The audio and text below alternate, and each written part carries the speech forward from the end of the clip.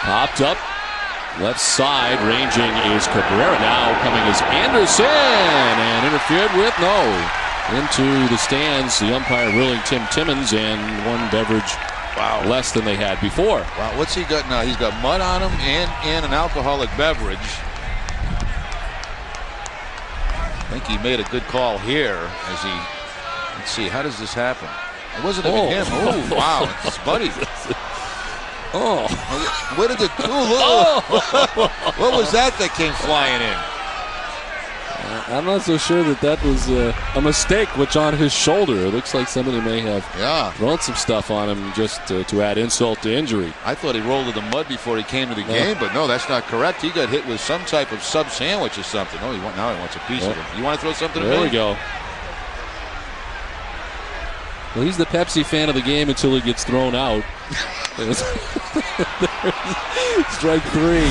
J.D. Drew's gone. Red Sox down on strikes. 7-1 Boston. Stay tuned after the game for W.B. Mason's Extra Innings with Tom Garrett and Jim Rice. They'll bring the analysis of all the reaction to Josh Beckett's performance today, including the clubhouse reaction, plus a preview of the schedule tonight in the majors. It's all right after the game in high definition on SNL and Don. Between innings, we did some investigative reporting on who and what was thrown at that gentleman, and that gentleman has been ejected, but it was an ugly, ugly sight. And I don't know why it was necessary. Now watch. I can't circle. I don't have my telestrator today, but here comes a pizza. See it? Oh, jeez. Highly unnecessary. That with the Patriots jacket, and of course he's been asked to leave the ball game for ruining a good piece of pizza. So let's get beer all over it. And here comes some pizza. I wonder why did he do that? Because he thought he was interfering with a play? I mean, it seemed totally unnecessary. Just now getting the pizza off him. God, he was hot for a while, but I think the pizza thrower apologized, and he seemed to cool off a little bit. But I'd be kind of ticked off myself if somebody fired a pepperoni pizza at me. Now J.C. Romero is into the game here to pitch the eighth. It seemed unprovoked, too. It really did. Just let it fly. One more look in slow motion if we can, and here's the Patriot. Here it comes. I'm going to throw my pizza. So the only thing, he didn't hit him with the cheese side. It hit him with sauce first. That was an awful sight here at Fenway, and that is not tolerated in this ballpark. He has been ejected and never again allowed to buy pizza. Not so friendly. As Cabrera leads it off. I mean, think about how much it costs for a pizza. Yep. I mean, would you just fire at some guy? I personally would not, no. I wonder about the thought process, though. Well, honey, I'm going to the ball game today, and if I see some guy, I'm going to throw a piece of pizza at him.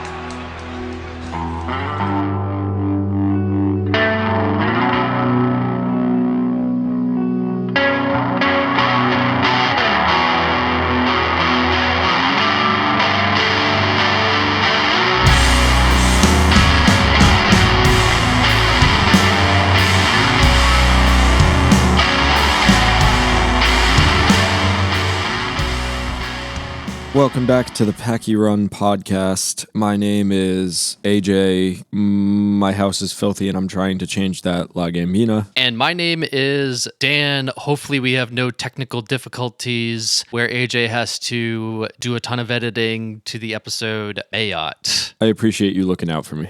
I'm trying, but I can't make any guarantees if my computer decides to, shit the bed. If Skynet takes over. Well, I mean, it shouldn't shit the bed. This is a brand new laptop that I got in January. So, well, we'll see.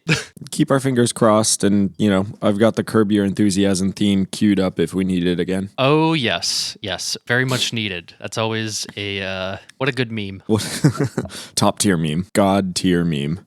So it's been a couple weeks or 2 weeks. We're doing every other week. There hasn't been much news, but any life updates for you? Kind of. I've got life's looking good right now. Life's fine. In the past couple of weeks, it's weather started to get better. My work schedule has started agreeing with me a little bit more. For sure. Yeah, things feel like they're on an upswing for various reasons. And yeah, there's some stuff that I'm sure we'll touch on the pod at some point. But right now, it's just kind of like, yeah, spring is here and it's feeling all right. And yeah, that's my big life update is that things just feel good right now. True. That's good. What about you? Oh boy. I've had some interesting developments in the last couple weeks. So one of the jobs that I do music promotion for, we both mutually decided to part ways.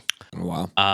It was a long time coming. We both, I've been working with this company for 5 years at this point, off and on. And, we both looked at what was happening and we both just kind of mutually decided to part ways. There you go. And it's a very diplomatic, very adult way of putting that. Well, I mean, it's tough. And for a while I wanted to leave, but I didn't know how to, and I was kind of playing chicken. It was one of those things where I wasn't necessarily sad about it. I was more relieved that I didn't have to be the one dumping the other one. Fair enough. Yep. And I think I would be in a much worse place if I didn't already have another job. So I literally got off the phone 5 minutes later, emailed my current job, and I was like, my job doing box office, they asked me like a month ago, like, hey, Dan, would you like to go full time? And I was like, let me think about it. And, I was still trying to think about it for a while, and,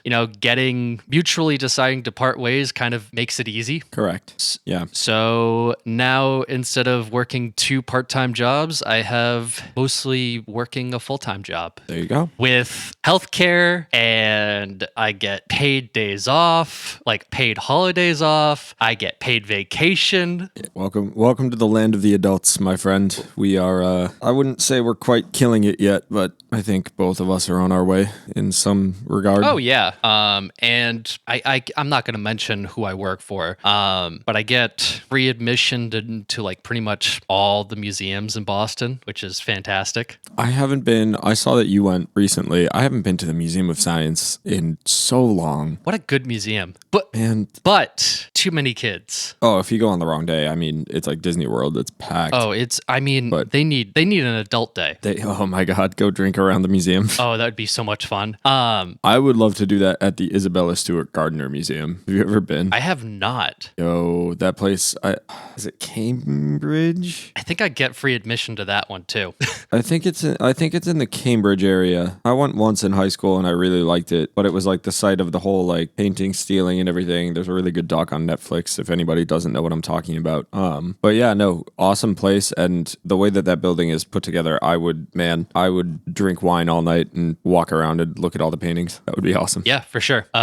So stoked to have a full-time job. I'm still going to be I'm still set to be working box office gigs with Live Nation this summer as well. So, and I'm currently, it's kind of a relief that we both parted ways because I wanted to expand and work with artists independently. And now I can pretty much do whatever I want. Yeah, I mean, you've got a pretty good insight into that kind of aspect of the business. I have an interesting insight. If you're an artist and you're looking for help with Spotify or social media, my DMs are open. And also I created a special Spotify playlist with like some of examples of artists and songs that I've worked with that you can check out. It's called Artist Dan Has Worked With. Original. Very original, but it's just, it has quite a bit of songs on there, different genres. It's really cool. One of the bands that you're actually friends with, Holy Pinto, I worked with them. I worked their song Daisy Chain, which was massive. That was a great song to work. Oh man, shout out to Eamon. Yeah, if you haven't listened listen to Holy Pinto, guy from the UK that he made his way. I think he's in Wisconsin now. Yeah, he's in like Milwaukee. Like, yeah, Milwaukee area. And he does like a folky kind of rock kind of deal. It's good.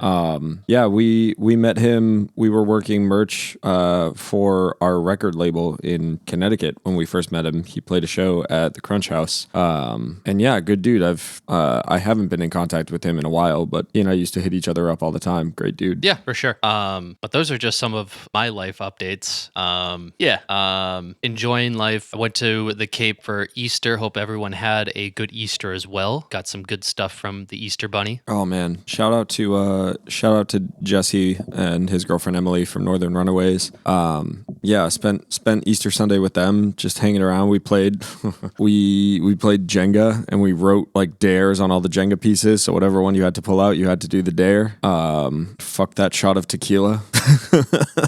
That one shot in particular. All I saw was the Jenga stack falling over.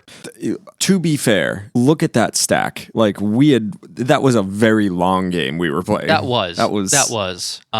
And I was just trying to feel it out. You know, house rules. We were allowed to kind of tap and figure out what we wanted to take, and one tap, and the whole thing just went over. That was you fucked that up entirely. We fucked it. A day that will live in infamy. Oh, yesterday I celebrated my first. Well, I've celebrated Patriots Day before, but Patriots Day as a true Bostonian watching some of the marathon. It's actually kind of cool where I live. I live like a block away from Beacon Street, so the runners are literally running right there. Yeah, they're right there. I don't have to go very far. It's great. That was awesome to see. Run home and get some snacks while you watch. Well, we only caught the very end of it. Yeah. Like it got to. I think I finally left at 6:00, and they were like packing up the barricades like on the trucks. People were still running. Like I was still cheering them on. Yeah, my mom and my grandfather took my oldest cousin with them, and they volunteered at the marathon. And my mom was telling me that story yesterday. That was 26 years ago. I was like, that's entirely too long. What happened? 26? 26 years ago, my mom volunteered at the marathon with my grandfather. Oh wow! And like I've been hearing that story forever. I can't believe that's 26 years ago. I mean, dude, you're 26, bro. I'm ancient. I've been around for too long. You know, it's funny. A lot of my friends are a little bit younger than me. So when like my friend Peter just turned 26, and I went to his party on Friday night, and I always make the joke like, "Oh, it's so and so's losing healthcare party. Let's break their arm while they still have healthcare to cover it." Hope you don't bankrupt the parents as you go. Oh no. I wonder what it looks like if, for example, if you break your arm or you do something stupid like the week before you turn 26 and then you're still in the hospital or something. Like, how does that work? Does it roll over? Do you now have to pay for that and foot the bill? Let's get the healthcare heads on that. If anybody listening to us knows. Yeah, Sean, you're a nurse. Oh, that's a good one. How does that work? Sean, let us know.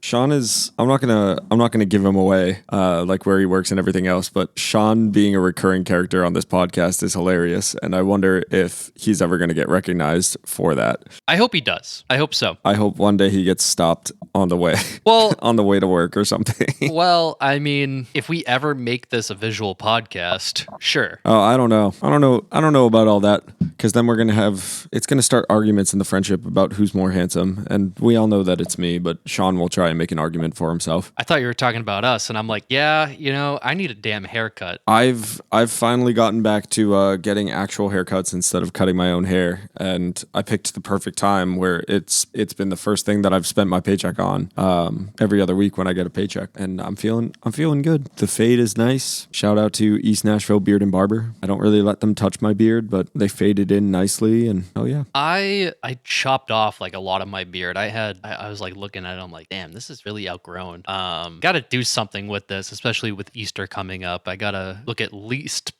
little bit presentable for Just a little bit. yeah, just a little bit, not a caveman. Gotta look nice for the Lord's Day. Well, yeah, and I was like, what was it? Like Thursday night, I was like, oh, I need beard wash. Let me go to Target real quick. That's a dangerous mistake. Target has so much crap in it. You go for two things and you never walk out with just two things. I literally was having this conversation about 15 minutes before we hit record. I got out of there spending like $100. And you have no idea what you spent it on. Well- you just have stuff now. Well, I got beard wash. I was like, oh, a bar of soap. Like I am kind of low on body wash. I might as well go get some more soap to wash myself. Some of that Irish Spring. It wasn't even Irish Spring. I get I don't even know. And then I was like, oh, this cologne. I kind of liked it the last time I got it. Let me go get that. So that was $25. So maybe I didn't need to spend that, but I don't know. Yeah, but now you smell nice when you're walking around, Yeah. and that's the best. Yes, that is nice. I'll start with the hot takes early. My hot take, best compliment I can receive on any given day is when people tell me I smell nice. That's not even a hot take. That's just Man, listen, I work hard at my job and it's physical most of the time, and I'm hanging around musicians, and I'm a greasy boy. It's hard to keep up. So when I'm recognized for the effort I put in, that's true. It's a good feeling. That's true. What else did I bought wine, like a bottle of wine. You got a bottle of wine at Target? Yeah, they have a decent selection. Target has wine in Massachusetts? Yeah. What? Yeah, the Watertown. Actually, like every Target that I've been in, they have wine, or like they have like beer and like other stuff. Even the one by Fenway. I thought that grocery stores couldn't sell beer and wine. I don't. It's weird. Because like Trader Joe's down the street from me sells beer, wine, and liquor, but like not the Whole Foods around for me either. I gotta get back to Massachusetts. Did they change the blue laws? What the hell is happening? I have no idea, but like you can't buy that stuff at Market Basket, for example, or Stop and Shop, or like Star Market. But I'd be set with Trader Joe's and like Target. Wow. Any of my friends that live in Massachusetts that did not tell me about this development, you're fake friends now. I'm canceling you. I've definitely mentioned this before on the podcast. I mean, you probably have. So I guess I don't know. I thought I was special living in the South where I could get my beer and wine at the grocery store. But no. Oh, actually, there's like a Whole Foods in Cambridge that sells like beer and wine as well. Now we're just rubbing it in. I don't know why it's like the Brighton Whole Foods doesn't have it, but I'm not entirely sure. I also bought underwear from Target. Yo, I just got a 10 pack of some new socks, which I know you're very passionate about. I love socks, dude. Socks are sick, man. I got a 10 pack of just the lower cut, just Hanes black socks that it was real nice getting into work yesterday and walking around, and every once in a while, like a fresh pair of socks, how the cushioning is still all there and everything. Yeah. It's the little things that really that can really make your day. Dude, underwear is so expensive. It was like $17 for 3 pairs. Like that underwear. At that point, who needs it? Yeah, like that's a hot take. Like underwear is way too expensive. It should be way cheaper. I mean, yeah, I like going to the kind of discount side of Target to try and find it when I need it. Part of me wants to go in on this, and part of me knows that we're both men. And if we want to talk about essential things that are too expensive, I think any women that listen to the podcast are going to be like, "Would you two shut the fuck up?" Yeah, like I'm complaining about underwear and the cost of that. Y'all have a lot of things. Way more. Yeah, way more. So I'm just going to end it there. And probably none of you cared about my Target run, but there you go. That's how you spend that's how you spend like $100 at Target. Listen, we all know the strugble. It's cool. Dude, inflation is insane. It's, oh man, things that I could get started on. Oh, we're not going to. Before we do that though, I'm just going to go ahead and give a nice one of those. I am drinking water for this episode. I drinking wine all weekend. It's time for a break. As is your right on Easter. Yes, all you do is this is what you should be doing on Easter. You should wake up, eat candy for breakfast, start drinking, like day drinking, wine or beer or whatever else you have that your family has, and have a big Easter dinner, whether it's ham or lamb or whatever else. Those are all the things you need. So I didn't do the candy, but I slept in a little bit and walked down the street to Emily and Jesse's, where we had some friends over and played Jenga and drank wine. And yeah, we had a big ass pot roast, a bunch of appetizers. Emily made like a carrot cheesecake, and I'm not a big fan of carrot cake or cheesecake, but that shit was delicious. So since this episode, to let everyone know, this episode is about hot takes. And hot take, carrot cake is the best cake. What? That's the best cake. No. It's called hot takes. This is a hot take. How is carrot cake the best cake? Just like, man, have you ever had like a really good professionally made chocolate cake? Have you ever had a really good professionally made like carrot cake? Yeah, but no. Chocolate cake all the way, or ice cream cake, especially with the little chocolate like crumb things. Ice cream cake. Cake is just good. You know the Carvel, the ice cream cakes? Yes. You know the one that's shaped like a football that's covered in the chocolate little crusty things, and then it's filled with it inside, and oh man. Oh, I should absolutely go to the grocery store and get one of those for myself. Oh man. We actually had a roommate in college. One time he got really drunk, and we had this little convenience store on our campus called the C Store, and this motherfucker bought a miniature ice cream cake, and he just ate it all in one sitting. All right. We shouldn't name names because the shame that he felt when he would do these things would make you feel really. It would make you feel really bad. Well, that's why I excluded it. That's why I didn't mention it. I purposely left it out. There were so many times when this roommate of ours. We love him. We love him to death. We love him desperately, but the number of times where he would do something like that, and then as soon as he was done, he would look at us and be like, "I feel great shame." AJ, what are you drinking this afternoon or this early I evening? am this early evening. I'm taking it kind of easy, and I've got a specific. So the brand that I'm drinking, I think, is, if you think about it real hard, kind of sweet. It's just a White Claw, which is a shout out to a very specific person. But in honor of being a pain in that person's ass, it's a ruby grapefruit White Claw, because this person despises the grapefruit flavor. Not good. Even though it's one of the best. Not good. What are you talking about? Not good. Not good. Oh, you're full of hot takes today, huh? How is it not good? Grapefruit is amazing. The White Claw grapefruit flavor, it's not good. You gonna try and tell me that like lemon or tangerine is better? I mean, I'm trying to think of like the best White Claw flavor. They just put out a passion fruit one, and to be honest, that might be one of the better seltzers I've ever had.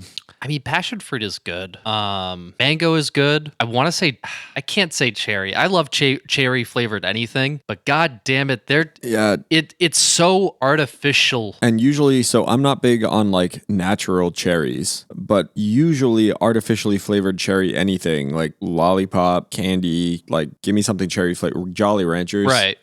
This is going to be a weird tangent, but at work, we have a bunch of people that work with me that are obsessed with cinnamon Jolly Ranchers.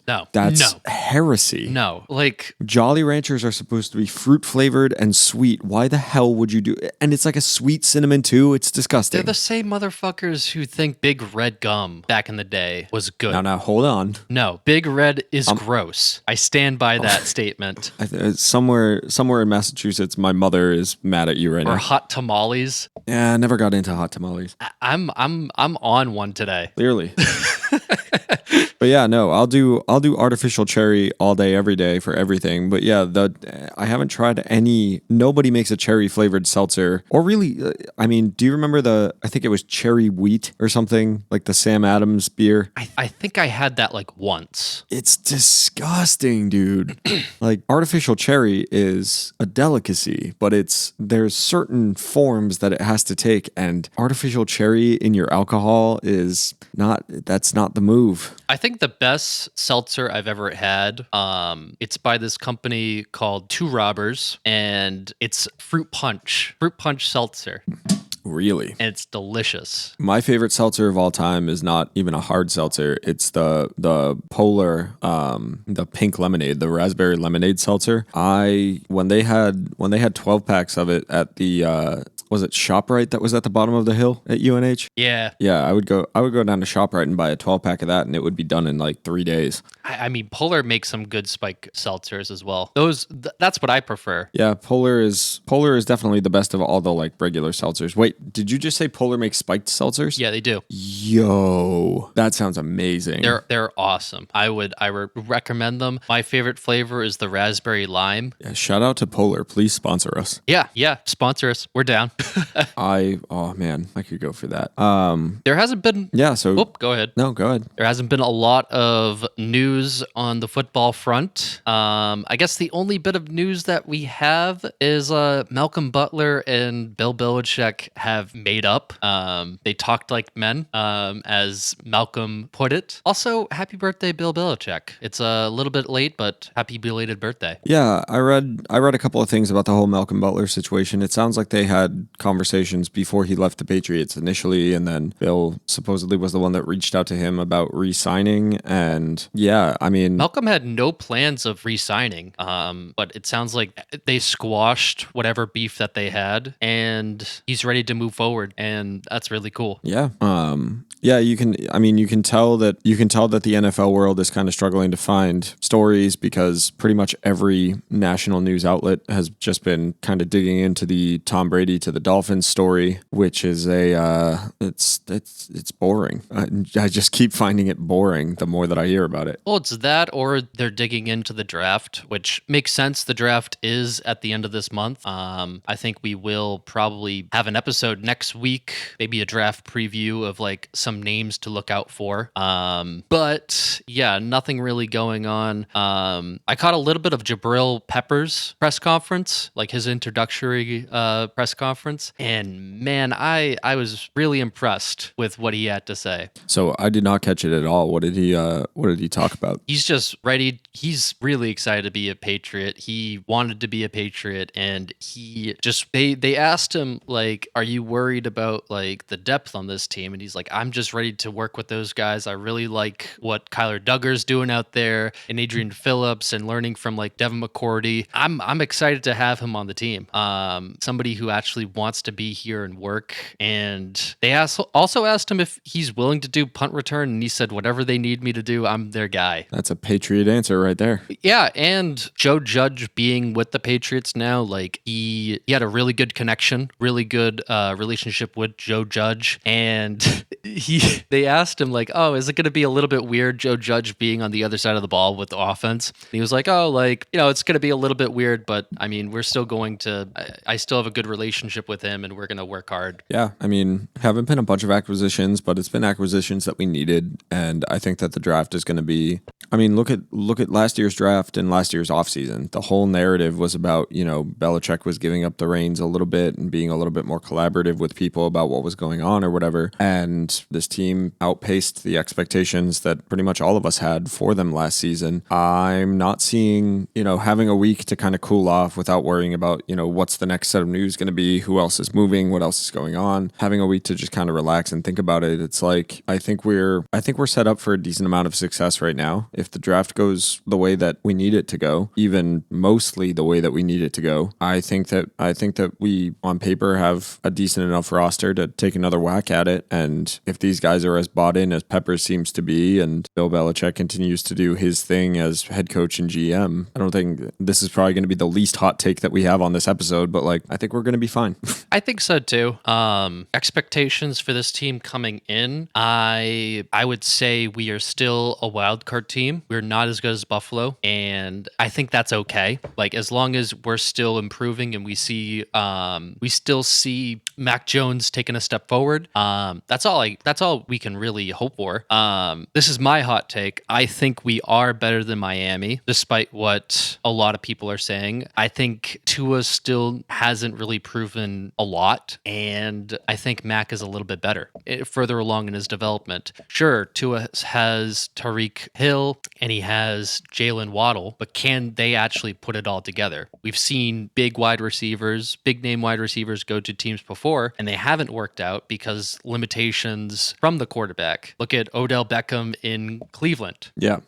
Look at Randy Moss with the Oakland Raiders back in the day. Like just because they have the names doesn't mean they're actually going to be successful. So I think as it stands right now, we're still better than Miami. Yeah, and I think being able to say that about ourselves is again almost a better situation than we were in a year ago at this point. Yeah, like there's still a bunch of question marks, but there's less question marks than there were before, and now it's just grind time until the season starts. Well, and see what the draft holds for us. If I had to make an early prediction, I expect us to trade down and get more draft picks, which pretty safe bet. That's going to piss off a lot of people. And I have another hot take. I think wide receiver is not the biggest need on this team. You're looking more at the other side of the ball, right? I'm looking at corner. What is this team going to do with corner? I mean, right now the starting corners we're looking at, what is it? Jonathan Jones, who's off an injury. We don't know what we're going to see from him. And we have the Green Goblin on the other side, Jalen Mills, who was not a huge impact player this past season. I mean, he made plays, but he was kind of more of like a safety overhang than like a real true shutdown corner. Yeah, we'll see. We'll see what they do, what they go with. Well, I think that's pretty much all the updates on that side, right? Yeah. So we put the word out on Instagram, send us some hot takes, and a couple of you guys did. And I think the easiest conversation to transition to will be from my friend Brittany, whose hot take was kind of a question, not really a hot take. Okay. She just wanted to hear us talk about why Tom Brady sucks. Okay. And just before we started recording, Dan started with a pretty good hot take, and I think that can kind of launch us in. My hot take about it's just in general. I have not cared about Tom Brady since leaving the Patriots. I haven't cared. I think it's cool that he won another Super Bowl. I appreciate his greatness and I appreciate what he does. And I was bummed when he retired. I was confused when he came back. But other than that, I'm not reading the headlines about him. I'm focused on the New England Patriots. Yeah, and I think it's going to be very similar takes from both of us on this one. Like, I get asked all the time, because I'm like one of the few Patriots fans I know, like when people find out, especially down here in Nashville, it's always like, well, what do you think about Tom Brady? What about, you never stop hearing about Tom. Like, short answer, I love Tom Brady. I will always love Tom Brady. Like, it's not like I'm trying to think of like other players who left the New England, not just the New England Patriots, but also Boston sports in general. It's not like Johnny Damon. Johnny Damon's a big one. Johnny Damon. I love when you and I are on the same page. I still can't get over Johnny Damon going to the Yankees. But as the story later comes out, the Red Sox gave him a really bad offer. And I can't blame him. But at the time, I was just like, I can't believe you went to our most hated rival. I can't believe he did that. I think it would be different. My feelings towards Tom Brady would be different if he went to a team like that we had a real rivalry with. with. Like if he went to the Jets or the Colts or, well, the Jets weren't in position to get a quarterback at that time. I'm trying to, let's maybe think about what team maybe would have signed him. If he went to the Colts, I probably would have felt a different way. Or the Steelers, for example. Yeah. He wouldn't go to the Steelers, but the Colts had a chance. There was a real rivalry back with the Colts and like Peyton Manning and everything like that. So I would probably hate him more. Yeah, and I just like, it's an interesting thing, especially down here, because like I live in college football, kind of like the epicenter of all that. And NFL teams, especially considering the fact that the Titans just can't seem to hold it together. Like the NFL is not the biggest thing on people's minds, so they get attached to like individual players, and that's who they follow. There's not like, I've met a couple of people that are very much, you know, Titans fans or Atlanta fans or wherever they come from, a couple of Colts people and whatever. But like for the most part, they really follow individual players as opposed to being like attached to a team. And I think that's one of the most difficult things to explain to people. And part of the reason why it's like, I agree with you. It's funny to make jokes about Tom and to talk about him because he is like still the face of the NFL. He's still drawing headlines, especially when there's nothing else for people to write about. But it's like, Tom Brady's the greatest quarterback of all time, more because of his mind than his athletic ability, but his athletic ability is absolutely part of it. Like he's just a leader and the most winningest quarterback of all time. And I got to see 20 years of that with him playing for my team. Yeah. So like, I'm thankful for that. Like there are some really great memories associated with a lot of different Tom Brady highlights. Like that's awesome. Yeah. But also the NFL's a business and the Patriots weren't really in a position to give him money that he would have been earning with any other team or to surround him with the kind of weapons that he would need to win a championship within, you know, a season or two. So he moved on and then he went to a place where they were able to surround him with everything he wanted and let him run the way that he wanted to, and he won a Super Bowl. Okay. Yeah. I would like to amend my statement from earlier. I wouldn't hate Tom Brady for going to the Colts. I would probably be more disappointed. Yeah. I think we put so much pressure on athletes. Like if you are not on our team, we have to hate you. We don't have to do that. And I don't hate Tom Brady. I appreciate everything that he did. I would probably be disappointed, but him going to the Bucks, good for him. I mean, him winning another Super Bowl, good for him. They're a good team down there. Hope to see him next year play. But yeah, I don't care. It's like the word you used earlier was apathy, and that's exactly what it is. Like, okay. Yeah. Like I get it. I know why he left. I know why he did the things that he did, why he's with the team that he's with, you know, okay, cool. He's part of the history of the Patriots, but he's not part of the Patriots right now. And the Pats are really all I care about when it comes to the NFL. So I'm going to focus on that and let him throw his Lombardi trophy while he's drunk on avocado tequila. Yeah. I don't have strong feelings about it. I don't get why you would. Yeah. My biggest Tom Brady hot take would probably be I wanted him to so badly retire after the Falcons Super Bowl. That's what I wanted. I don't want to see Tom Brady look like a shell of himself. I wanted him to go out on top just like that. The best comeback in Super Bowl history. You have 5 Super Bowl rings at that point. I would have been like, you know what? You're cool, Tom. Retire. You're good. Just Yep, you're good to go. You're good to go. Like, but I'm not mad he won us another championship. I'm never going to be mad about that. I'm always going to like that. But I said, yeah, retire after this year. Why not? Yeah. But he loves football more than anything. Clearly. More than his family. There's a solid argument to be made there for sure. Yeah, he stayed home for a month, realized, damn, my family sucks. Decided to come back. Yeah, I think that's probably what happened. What's the next hot take that we got? Did anybody send you any? I have nothing, but I was talking to Justine on our lunch breaks, and her hot take was baseball is better than football. Ooh, I disagree. Why do you disagree? I think that football is more exciting, both on the field and off. The physical aspect of it, I think you need to be overall a better athlete to be able to play football at a professional level. And I think that the once a week nature, like the need to go through and to game plan and to review film, the mental games that you have to play in the media and stuff like that. Like I think football overall is just more entertaining. For sure. I think it's a better form of entertainment, and I think it's a better sport to watch, because like you can go to a football game, you can see a football game played out live live and have yourself a good time, or you can be sitting on your couch and you can watch it on your TV and have very similar experiences in the way that you're actually like processing the game and feeling it out, as opposed to baseball, which is, it's hard to sit back and watch a whole baseball game if you're sitting on your TV. And if you're at the ballpark, it's so much more about the atmosphere and the ability to like be there than it is about the game that's being played like on the diamond.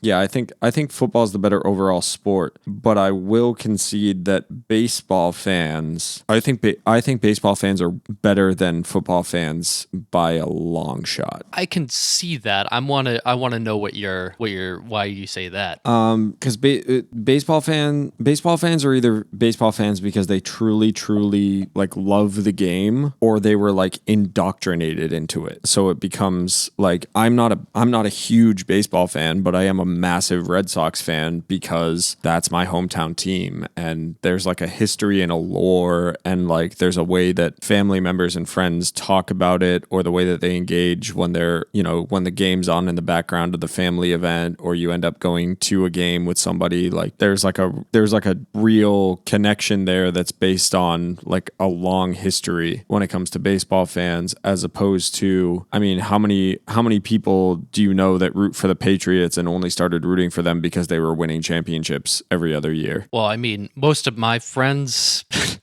most of the people that I know of that are big Patriots fans are young. They're like me and your age. That's all we know. We don't know anything else, unfortunately.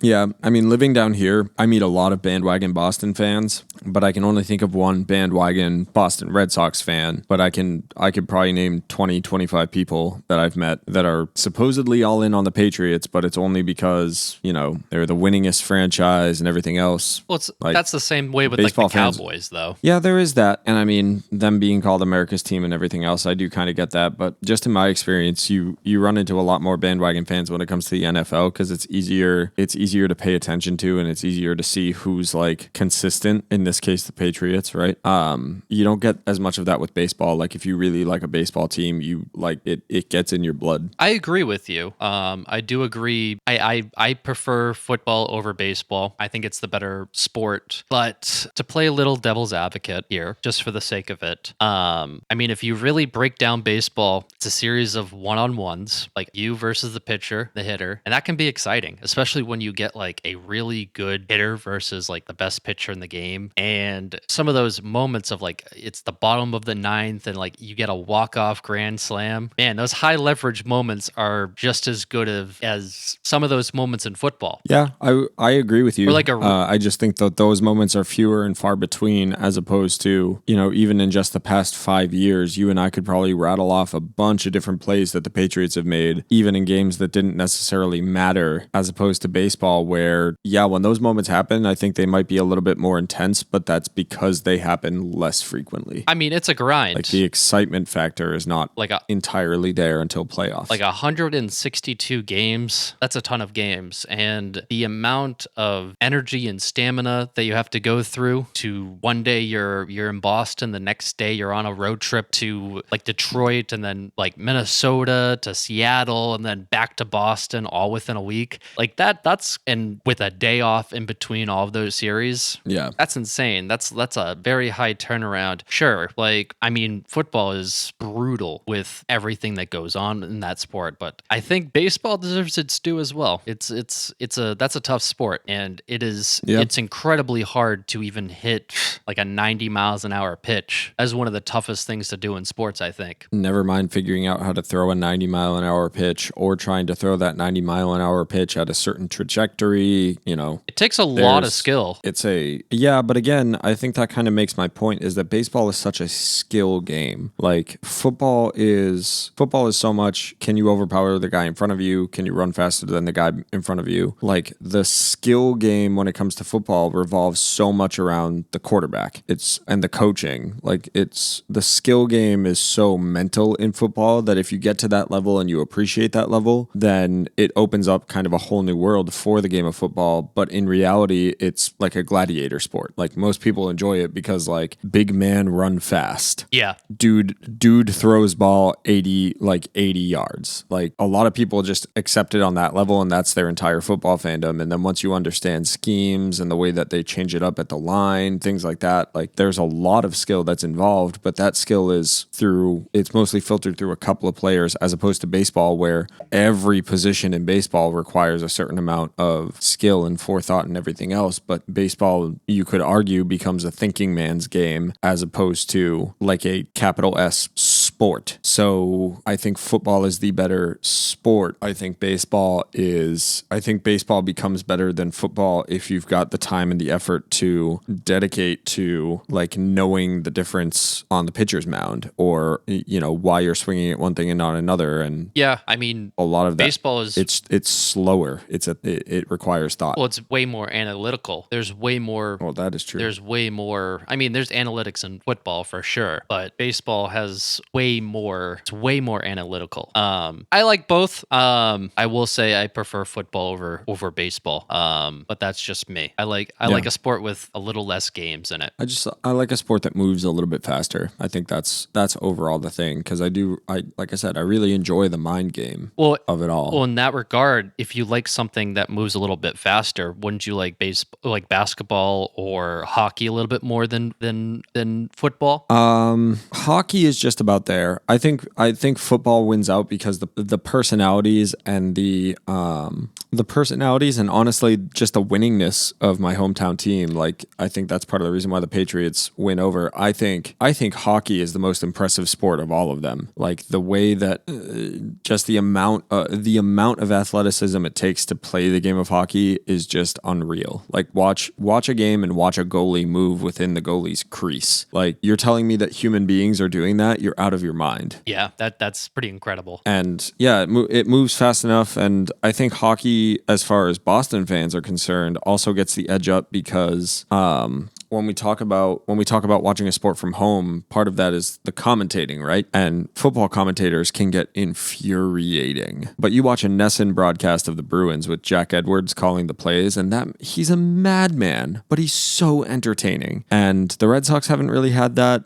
since they broke up Jerry Remy and Don Orsillo. Rest in peace, Jerry Remy. Which we just celebrated the 15-year anniversary of the pizza call, which is my favorite thing. That's one of the best like, why? Why did he throw that pizza? What? That's like a $15 slice of pizza that was just thrown. And if you don't know what we're talking about, one, I'm for sure cutting that audio and making that the cold open this week. But also, look up Jerry Remy pizza call on YouTube and tell me that you wouldn't watch baseball every day if that's what the calling was like. I think I remember watching that live. Like it was when I was younger, I used to tune into like every single Red Sox game. Like it didn't matter the day, I would tune in every single night to watch the Red Sox. That shit is entirely too funny. So yeah, I think overall, football over baseball, definitely. Another hot take. All right, next hot take. This one comes to us from my friend Rohan, aka Always Deadass, aka Fat Boy Scoop of Ice Cream.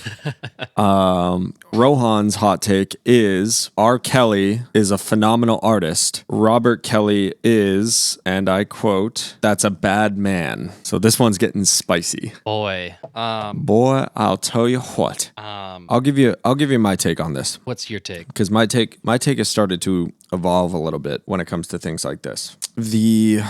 I've talked about it a couple of times on the podcast before. You vote with your dollar. The consequences of people's actions have to be, equal and opposite reactions. So in a case like this, yeah, I have zero interest in supporting R. Kelly or, name somebody. Marilyn Manson, Johnny Depp's on the hot seat right now, and I don't really know what all that's about. Like, there are people out there. I mean, this whole thing with Johnny Depp I don't know about that one. That one is weird. That's a weird situation. They're all weird situations. I mean, they went through it with through it with Brand New after all the stuff with Jesse Lacey and everything else. And here's the thing. Even if they're just accusations, and in the case of R. Kelly, name anybody that's been canceled in the past 10 years, right? Do I want to financially support any of those people? No. But there are ways around financially supporting them and still supporting the art that was made. And in the case of R. Kelly, like, yeah, Ignition remixes, that's a bop. Everybody likes it. Everybody loves it. Am I going to be the one that's playing it? Am I giving him my streaming dollars? Am I buying that song anywhere? Am I actively listening to any of that? No. But there was a really interesting Pat Kinlan from Drug Church and Self-Defense and Worst Possible Timeline and Axe to Grind, and oh my God, he does so many fucking things.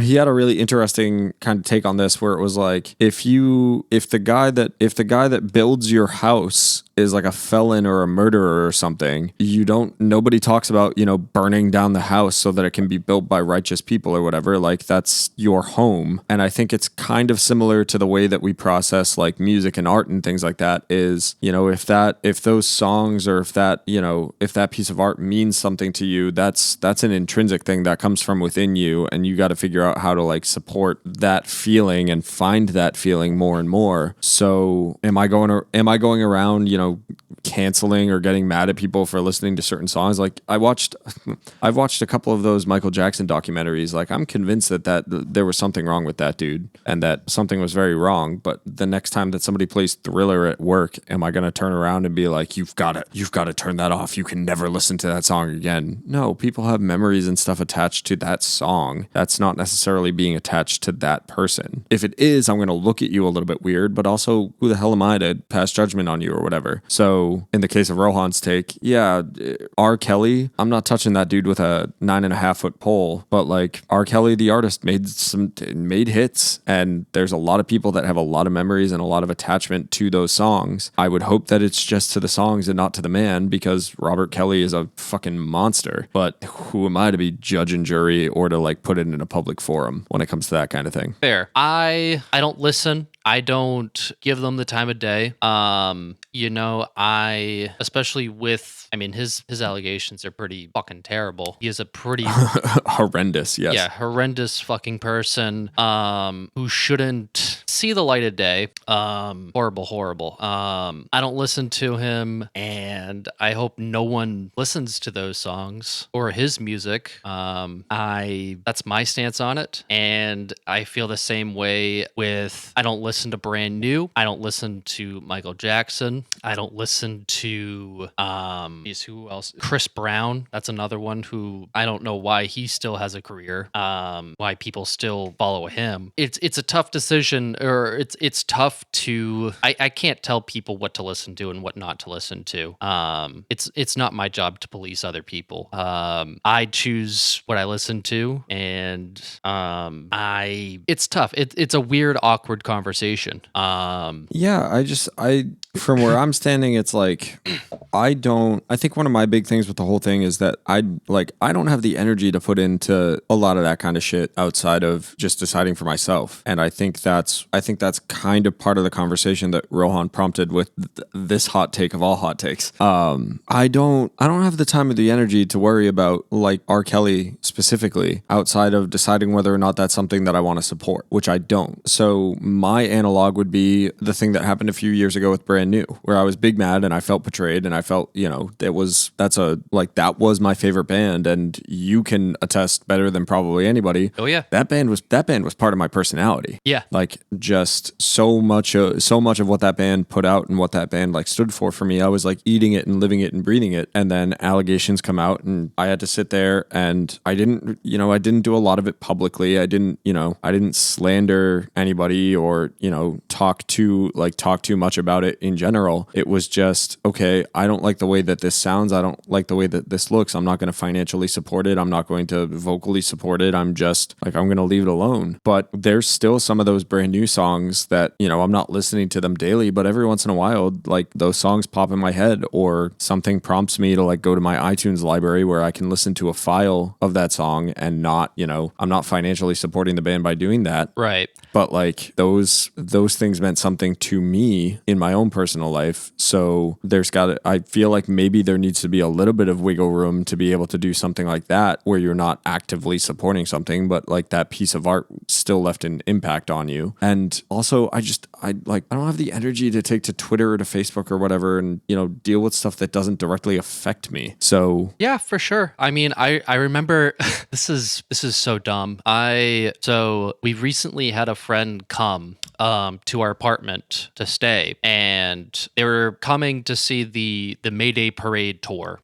They did like an anniversary tour of one of their albums. I forget. That's not relevant. But their guitarist tweeted something out about they tweeted out about something COVID related, and it was like maybe it was in a little bad taste, but I don't think it wasn't it was definitely overblown. It was like something along the lines of like, oh, because of a new variant from China, like my new tour is like canceled. Sweet, thanks. And some people took that as like, oh my god, he's being like he's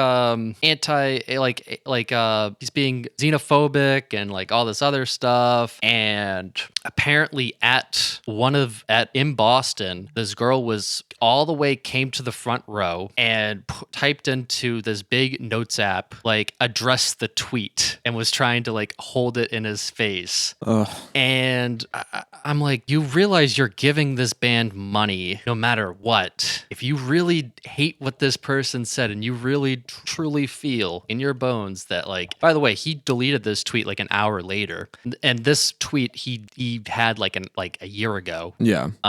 If you really feel a certain way, don't go to their show. Yeah, just don't be a fan of that band anymore. Don't support them. If you feel that way, don't go. Yeah, just do for self. And in that girl's case, like please go outside and feel what the sunlight feels on your face and touch some grass. That's literally what I told Justine's friend who came to visit us, and she laughed at that and like said that girl needs to do the same. Like, that girl needs to do that. I think that's one of the big parts of the conversation when, it comes to R. Kelly or any of the other, cancel culture stuff that still kind of goes on is like, things that are wrong need to be called out. Like, I'm not disputing that at all. And especially some of the heinous things that people have been subjected to and everything else. Like, yeah, there needs to be punishment and there needs to be, recompense or whatever else for all of that. But also, I can't help but look at a lot of that kind of stuff that has happened in the past 2 years and just be like, if you're not part of it, shut the fuck up. Like, you're making it worse for everybody else, everybody involved. And I get that a lot of these people think that they're helping, but like, if you're not directly involved, like, sit your ass down, don't support it if you don't like it, don't give money where you don't think your money should be going or whatever else. But otherwise, just shut up. Yeah, I'm not going to listen to certain bands and artists, and that's my choice. And I recommend, if I had a friend who was listening to R. Kelly, I would probably say something along the lines of like, hey, maybe you shouldn't be listening to them because, those allegations are really serious. I probably, in like one of those type of cases, I'd probably be like, this is not a really good artist to support and give your money to because they did XYZ. And, but I'm not going to tell you not to listen, but I think you should need to do some research before you go around saying that you're a big fan of this person. Yeah. I think that's the only policing that I would do. And I would just strongly advise them like, hey, not good. Yeah. Just, talking about it instead of going to Twitter or whatever would be my preference. But I mean, Twitter is probably the worst app, and it's probably going to get even worse once Elon Musk actually buys it. Big Daddy Musk coming for your stupid 240 character thoughts that nobody actually needs. All right. I've got one more in the inbox for hot takes. All right. What's in the inbox? This one, again, is not an actual hot take. It's more of a question, but I know that people feel strongly about this, so buckle up after that last conversation. Oh boy. Are we ready? I'm ready. This one comes from a beloved friend of both of ours, whose name is Rachel Spall. Pineapple on pizza, yes or no? Okay. Damn. We're about to get into some hot water with this one. I mean, it depends on the pizza, I think. I think it's a measure of the character of the person. I mean, here's the thing though. Like people who hate on Hawaiian pizza. Here's my counter argument to you. Have you ever had tacos El Pastor? I have. A little bit of pork, a little bit of pineapple. Doesn't that taste really good? It's okay. I'm all right with like a pineapple mango salsa and stuff like that. Or like you put it with like your meat as well. Like you have it in your taco. Yeah, they're fine, but pizza is a sacred thing, and pizza doesn't need a lot either. You've already got layers. The toppings are the toppings for a reason. They're not the main event for me. The toppings are never the main event of ordering a slice of pizza. I want a slice of pizza because I want dough and sauce and cheese. And pineapple overpowers all of that because pineapple is a candy to begin with. It's so sweet and it's such a strong flavor that like pineapple is already its own thing. Don't overwhelm my beautiful Italian pie with your candy. I think the biggest load of bullshit is that Hawaiian pizza wasn't even made in Hawaii. It was invented in Canada. Those fucking Canadians. Well, leave it to the Canadians to divide us like this. Of course. It's those fucking Canadians. Thanks for hockey. You can keep your Nickelback and your stupid fucking pizza.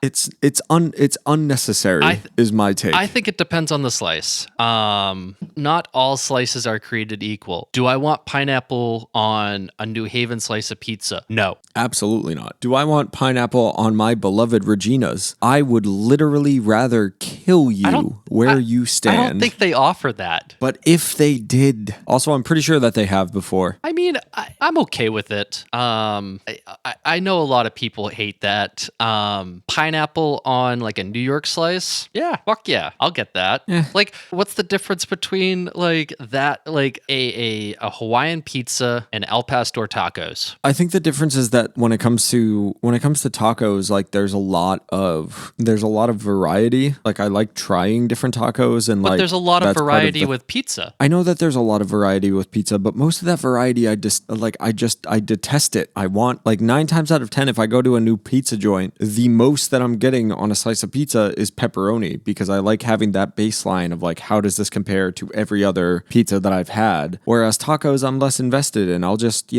I'll try anything on a taco because I just like tacos. I like the form factor, and a lot of times the weirdest ones are the ones that work best. And I realize that I could apply that same thinking to pizza, but pizza is a holy ground for me, and fuck you. I want my pizza the way that I want my pizza, and if you want pineapple on it, I'm sorry, but as the resident Sicilian here, you're wrong, and fuck you. I think people who hate pineapple on pizza need to grow the fuck up. So grow up, AJ. Don't tell me what to do, Dan. Ooh, this is going to divide a lot of people on this episode. I will live my man-child existence for a good long while, and I will curse your name every time this gets brought up. But no, I will not put pineapple on my pizza. You're wrong for putting pineapple on your pizza, and this is the hill that I will fight and die on. Well, I mean, I will say this. It's not my first choice. I don't think it's anybody's first choice, and I think that's part of the problem with the people that defend it so vehemently is like, you don't even want the pineapple on your pizza. I mean,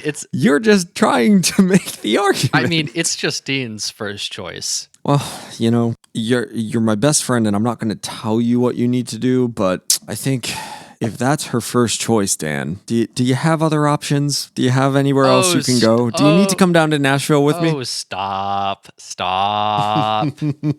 Oh, stop. Pineapple on pizza? It's good. Grow up. It's not that good, but there are bigger issues in the world, so fine. I suppose it's okay. Oh? I'll let you live. I won't be, there won't be beheadings in the streets over it, but... Have you actually tried pineapple on pizza? Yeah. I doubt it. Multiple times. I don't think you have. I have. I don't think so. Are you calling me a liar? I'm not calling you a truther. I was waiting for that. No, dude, pineapple on pizza is trash. I personally think it's trash. I think you can eat whatever the hell you want and do whatever the hell you want. This is a free country, god damn it. But no, it's trash. Leave it alone. Okay, we're just going to agree to disagree here. I'm surprised that this is the first one that's gotten us there. All right, do you have any hot takes on your own? Because I got a pretty good closer here. What's a good hot take that I have? Bands should never last more than 10 years. I think that's a good hot take. Ooh. I actually heard this from somebody else, and I was like, ooh, I actually kind of agree with that. Bands should never last more than 10 years. Okay, so forgetting the fact that there's no way to enforce that, right? Yeah, of course.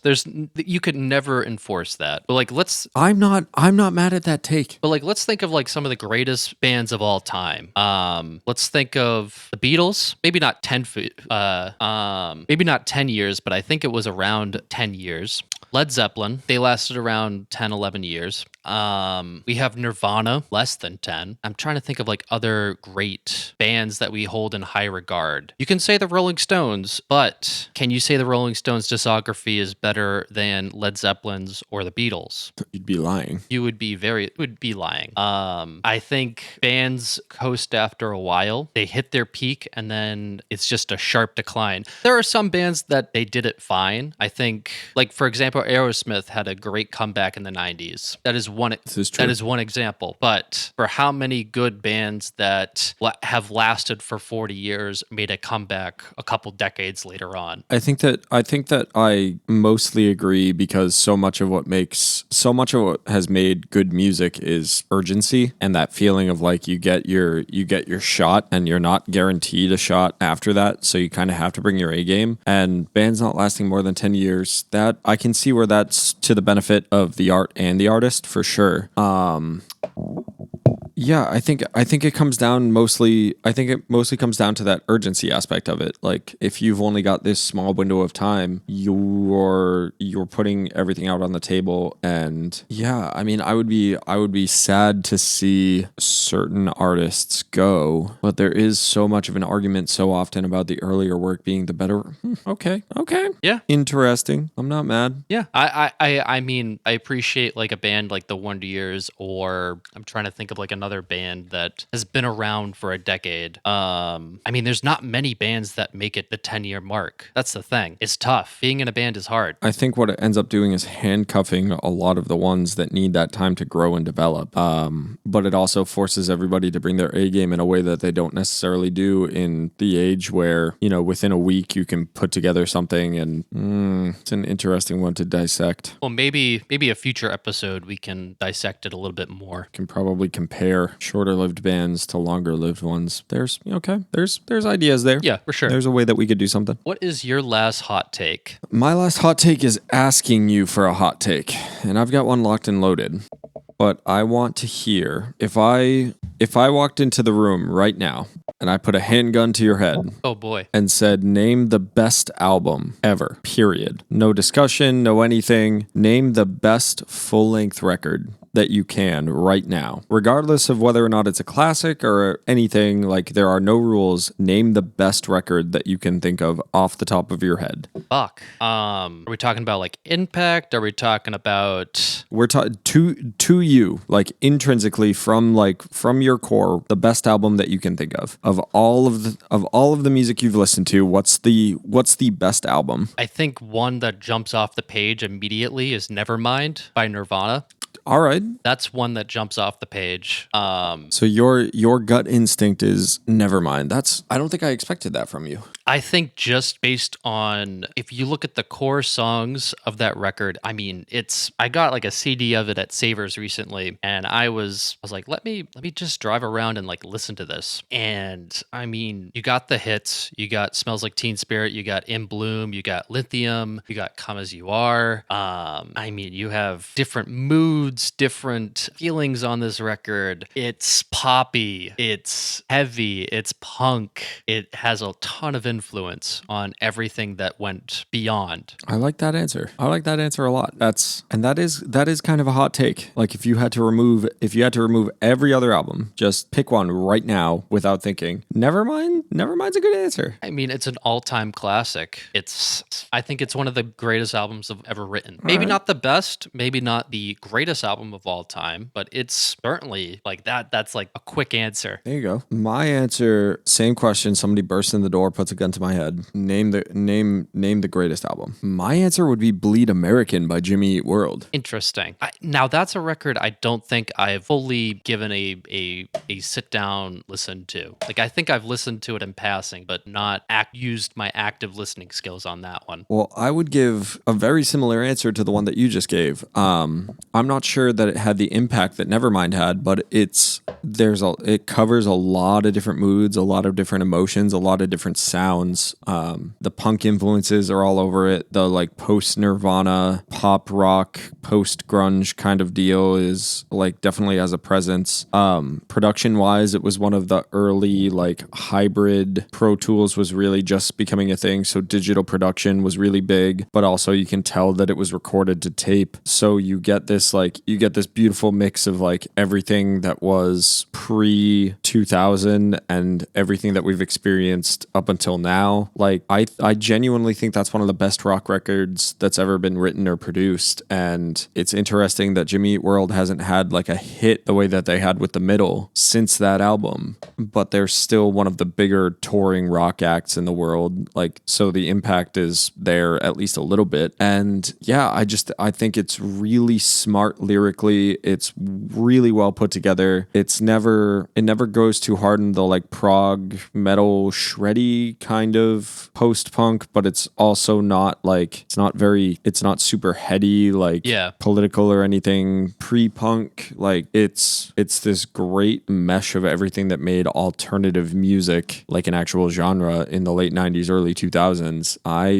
Bleed American by Jimmy Eat World is my answer for sure. That's a good one. I have one more hot take. All right. I've mentioned this before, but I was at a party on Friday and they were going around asking what's the greatest band of all time. But I'm going to change the question, or I'm going to change the hot take. The Ramones are the greatest American rock band of all time. American, strictly from the United States. Wow. The Ramones are the greatest American rock band.